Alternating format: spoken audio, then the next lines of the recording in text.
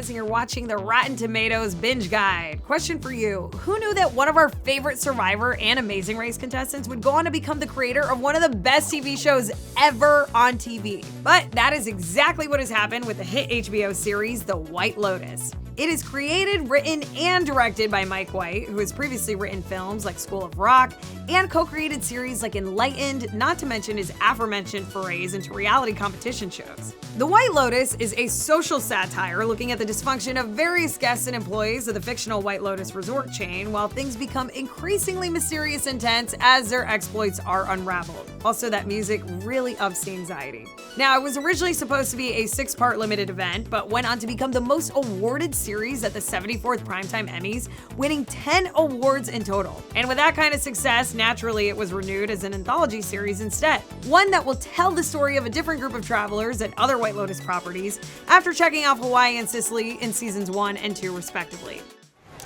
Hi. Hi.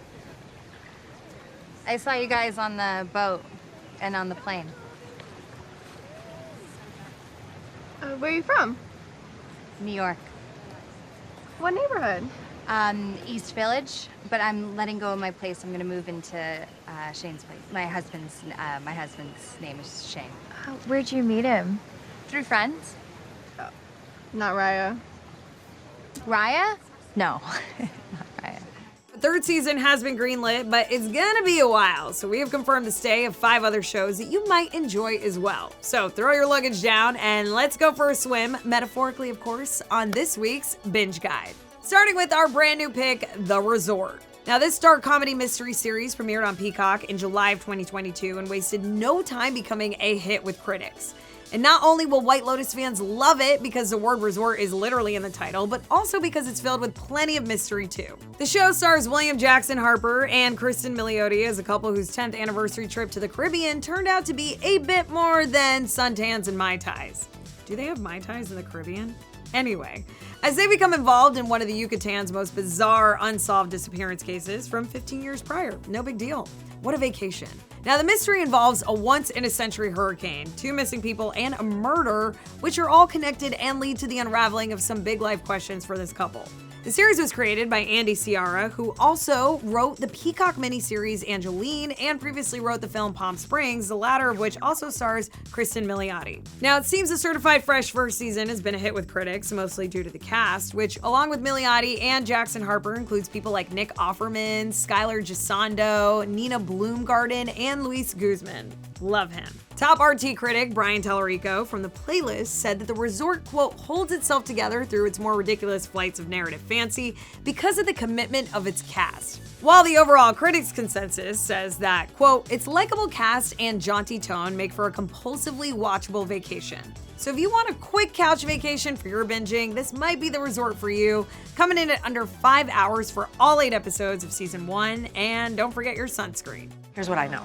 It belonged to Sam Lawford, who was this 22-year-old college kid from San Diego. And on December 24th, 2007, him and his mom and his dad and his girlfriend went to this resort called the Oceana Vista. Now, on Christmas night, right, the following night, Sam goes to bed, everything's normal, everything's fine. The morning after, December 26th, 2007, he's gone. He completely disappeared. Gone. No note, no nothing. Gone, gone, gone. Now, later that day, this other guest from the resort, Violet Thompson, was also reported missing, but they didn't know each other. And there wasn't a single piece of evidence connecting them. Checking in with our certified fresh pick this week is The Night Manager. Now, this 6-part miniseries is based on the 1993 novel of the same name by John Le Carré, known for other successful adaptations like Tinker Tailor Soldier Spy. Now, in The Night Manager, Tom Hiddleston stars as a former British soldier turned night manager at a hotel in Cairo. He's recruited to spy on and eventually joins the inner circle of an international businessman played by Hugh Laurie, who's believed to be a dangerous arms dealer. Tom and Hugh are joined by others like Olivia Colman, Elizabeth Debicki, and Tom Hollander to round out the cast, the latter of which is also in White Lotus Season 2, and his appearance, paired with the show's many exotic locations, is why we think White Lotus fans will be happy bingers with this one. After a couple failed attempts to turn the book into a movie over the past 2 decades, the story finally found its place as a 6-part series. And that seemed to be the right move for the certified fresh night manager, along with packing in the star power and having a script written by series creator David Farr. Now, the critics' consensus on this one says that the show's, quote, quote, smart writing and riveting story are elevated all the more by captivating performances from the two leads. A second season was reportedly considered for this one, but never materialized. So about 6 hours of your time is all you'll need to get through it all, and I mean, you could pretty much binge this series in just one sitting, but don't take my word for it, you know your own bodies. How's the face? It's fine. You're out. So, what do you want? I'd like to go back to the restaurant, if that's all right. That's not what I meant. What do you want from the world? I don't know. I haven't got a plan. I'm taking some time out. I believe you. You've never relaxed in your life. If you say so. Locking things up as our throwback pick this week is the classic series The Prisoner. Now, this 1967 British show only produced one season, but it's still parodied, copied, and talked about to this day. It was created by and stars Patrick Magoon and follows a secret British intelligence agent who resigns and is then abducted. Now, he's taken to an idyllic coastal village that is basically a really weird prison where everyone is known by numbers instead of names. And while his captors are looking for information, he's just looking for a way out. What's cool about The Prisoner is that it mixes sci-fi with psychological drama, allegory, and spy fiction, giving us White Lotus fans many of the things that we yearn for in a series. The show was sold as a thriller, similar to past projects from Magoon, but its genre-spanning elements and 1960s counterculture themes ultimately helped give it the cult following that it has today. The consensus from critics is that The Prisoner is, quote, sharply intelligent, visually striking, and bracingly bleak, while remaining a political metaphor for the ages.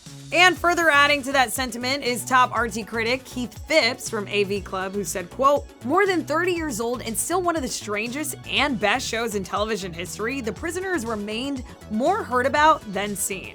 Well, Keith, that's why we're here. A 6-part miniseries remake came along in 2009 with Jim Caviezel starring and a rather rotten score on the tomato meter, so it's a 1967 version you're gonna want. And it's 17-episode season, which you can binge in just over 14 hours. But hey, don't be a prisoner to the time, there's no rush. We'll be open in a minute. What's the name of this place? You're new here, aren't you? Where? Do you want breakfast? Where is this? The village. Yes. I'll see if coffee's ready. Where's the police station? There isn't one. Can I use your phone? Oh, we haven't got one. Where can I make a call? Well, there's a phone box around the corner. Thank you.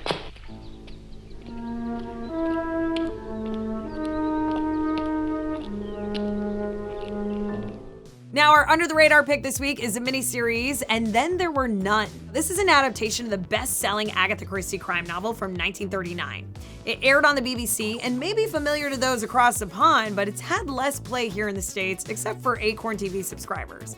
I see you Acornies. Is that what you guys call yourselves? This 3-part series follows 10 strangers who are invited to a remote mansion based off Britain's Devon coast. Once at their destination, the guests realize that they are cut off from the rest of the outside world and that something mysterious awaits them.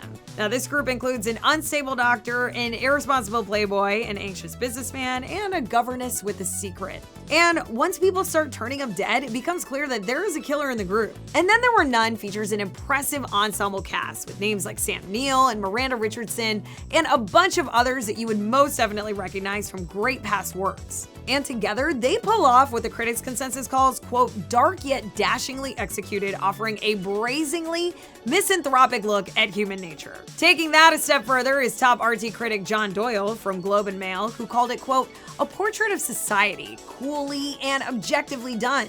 It might be an old Christie novel, but it is socially realistic and socially critical. This kicked off a series of Christie adaptations written by Sarah Phelps for the BBC that also includes The Pale Horse and the ABC Murders. But for fans of White Lotus, this 3-part series is the one that you're gonna want right now. And after you binge it in just 3 hours, you can walk around telling everyone that you just binged a whole show in one day. They'll be impressed. People do not just die out of nowhere for no reason. They die because something was done to them by someone. I'm gonna check your bag. Don't you dare! What have you got to hide? How about I do it? I'm not being searched like some grubby criminal. Then what if the General goes with him? He's an honorable man. Fine. But while you're at it, you might want to search Judge Wargrave's case as well. And finding our editor's pick this week is the popular ABC series Lost. Now, appealing to White Lotus fans with its beautiful island location and a mystery to solve, this series follows the survivors of a commercial airplane that crashes on a strange and unknown island somewhere in the South Pacific. Lost, which also has sci-fi and supernatural elements mixed in, was created by J.J. Abrams, Jeffrey Lieber, and Damon Lindelof, who together wrote the pilot episode and had J.J. direct it.